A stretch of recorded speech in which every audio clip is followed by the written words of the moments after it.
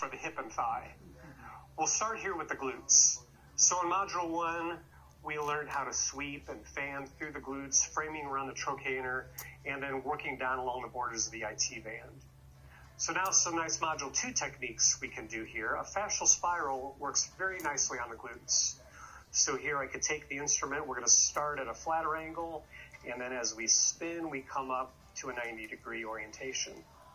And then here I'm going to do my fascial spirals.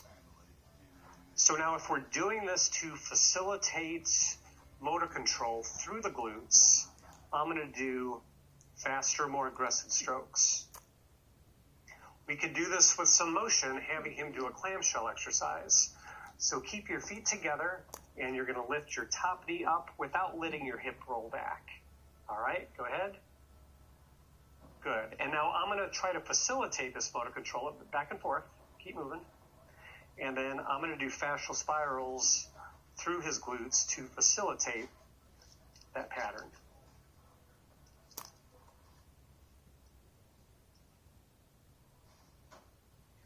Good. Okay, you can relax. If we want to do this with some resistance, I can easily tie a TheraBand around his knees.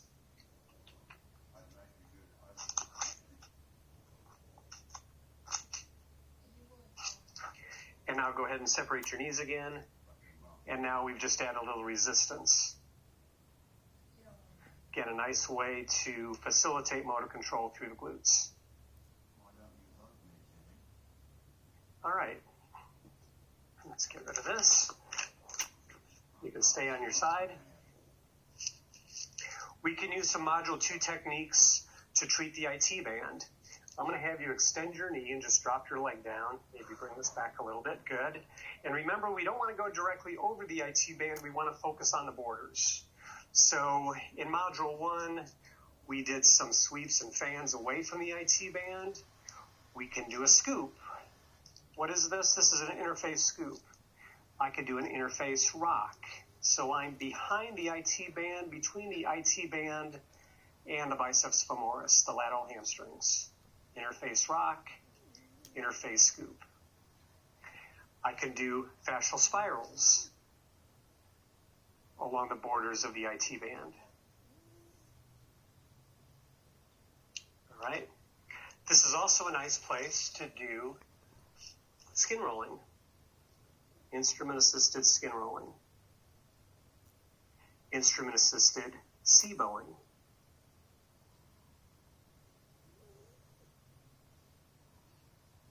Good.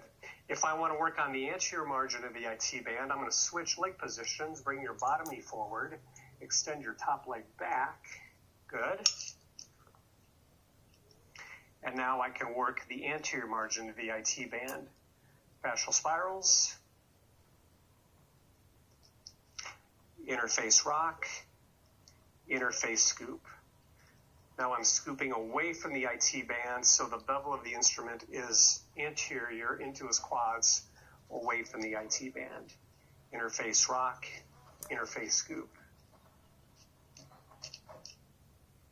Now, if you remember back from our fascial lecture, we talked about the study where they looked at tension of different tissues in the lower leg with a straight leg raise.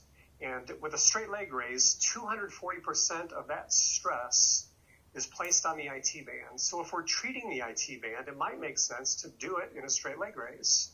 So let's have you lie on your back.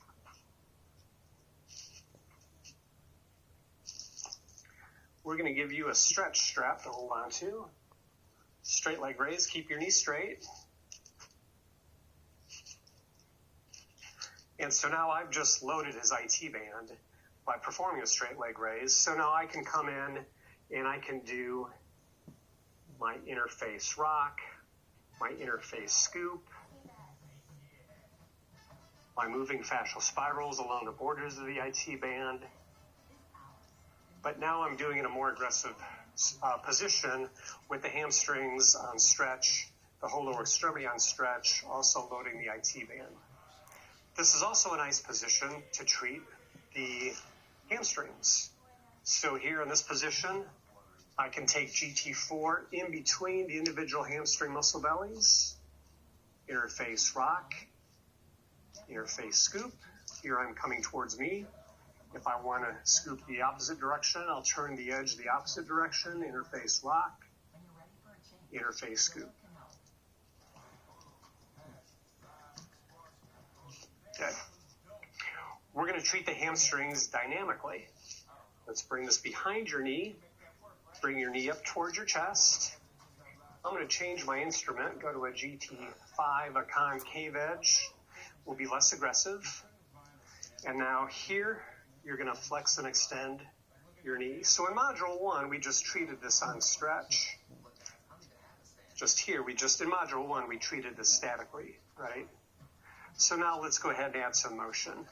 I can stick with a sweep or a fan. What works very nicely is a pin and stretch and a pin and glide. So now here, start in a shortened position. I'll pin the tissue and now extend your knee and you feel the stretch. Okay, and back and forth. Pin and stretch. Pin and stretch. The instrument stationary, or a pin and glide, and I'm going to flip the instrument.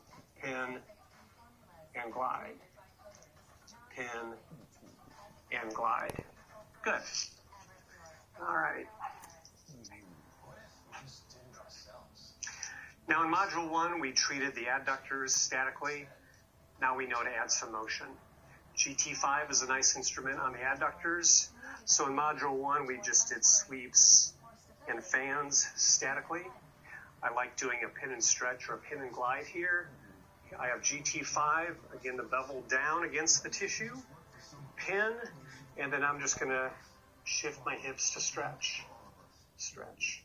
Pin and stretch with a stationary instrument. Good. Or a pin and glide, and the instrument moves. And remember, when you do your pin and glide, you can work a variety of directions. Thanks to our free health coverage plan, given to the full of Dominican Republic. Start planning now at GoDominicanRepublic.com. And now let's demonstrate one more technique for the IT band prone. Let me have you on your stomach. This is going to be a little different. You're going to have your knee bent, and then we're going to do some rotation, internal and external rotation. All right? So if we start with the thigh externally rotated, I'm going to take GT4 with the bevel right in front of the IT band. Keep your knee bent. I'm going to pin this, and then you're going to internally rotate your thigh by bringing your foot outward. So pin, good, and you should get a nice stretch there. Back and forth, pin and stretch. It's important that I'm not raking the instrument over the IT band. I'm just pinning the anterior margin of the IT band, and then we're getting a stretch as the patient internally rotates his thigh.